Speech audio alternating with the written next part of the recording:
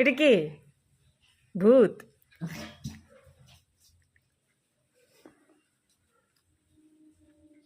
কে এটা? চাটছে, সবাইকে চাটে। নে, এই চুল খেয়ে নিচ্ছে। ওর উপর রেগে গেছে, একদম রেগে গেছে। আদর, আদর, আদর, আদর, আমি শোন না পাশে, তুমি শোন না বাবা, তুমি শোন না। কি হয়েছে? তোর ভালোবাসা কমে গেছে? রেগে গেছে, বাপ রে বাপ, কি আগুন রেগেছে।